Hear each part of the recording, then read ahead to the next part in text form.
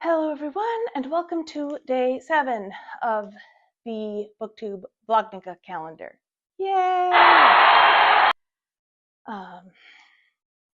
I'm going to draw one of the titles of the Portraits of Little Women out of the tin and read it in Braille. All right, drum roll please. Okay.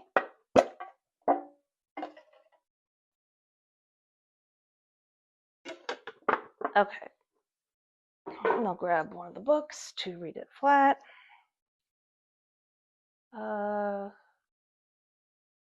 Gift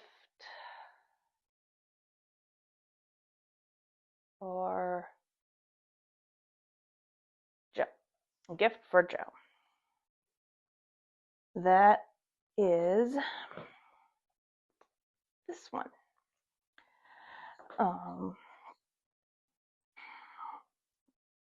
Okay.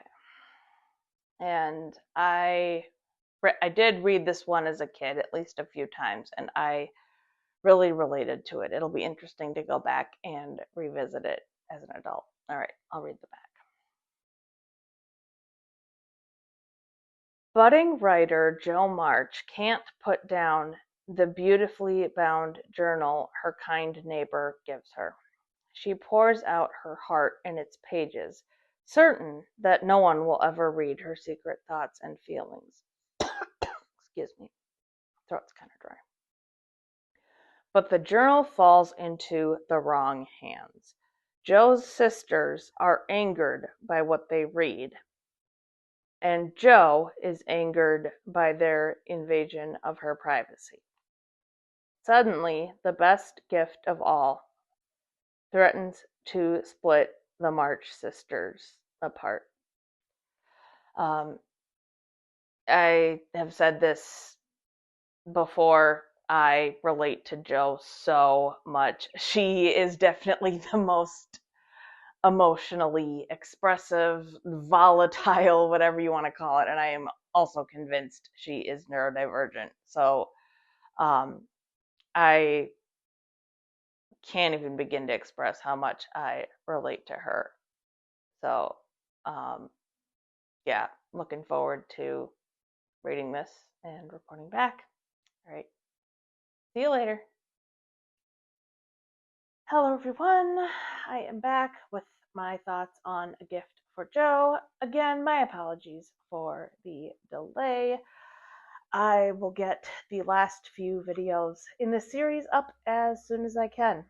All right, so let's dive in.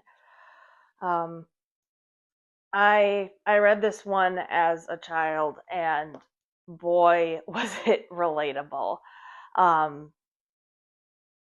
Jo receives a journal as a gift from a family friend, and his name is Mr. Emerson. And Jo and Mr. Emerson decide they're going to do a little experiment and see if Jo doing a journal will help her manage her temper, because she is notorious in her family for having a volatile temper.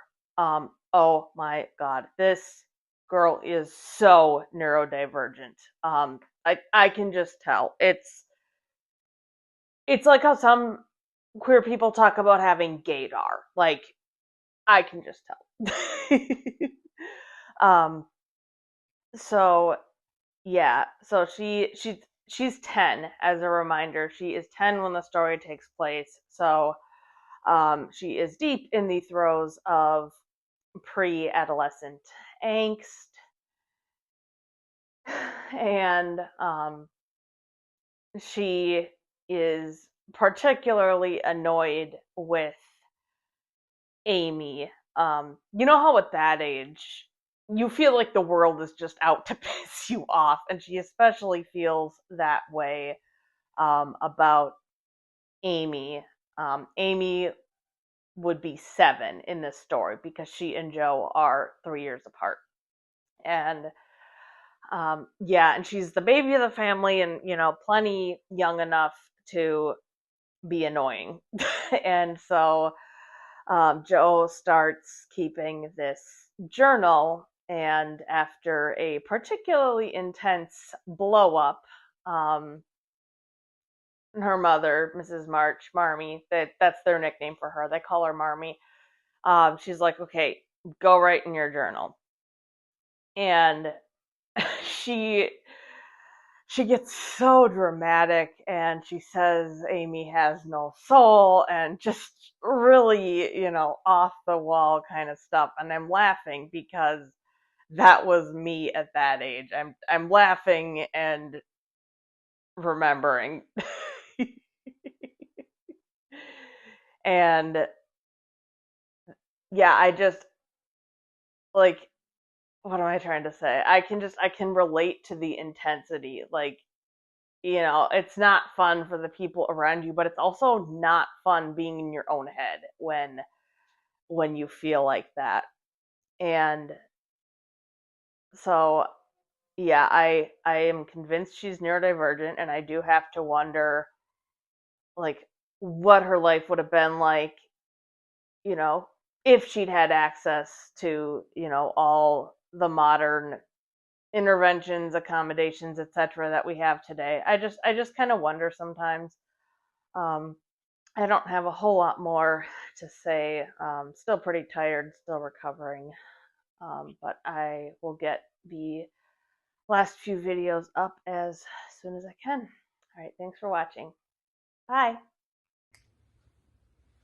If you enjoyed this video, please do me a huge favor and hit the thumbs up, and be sure to subscribe so you don't miss any future videos. All right, thanks for watching, and I'll be back soon. Like you Bye.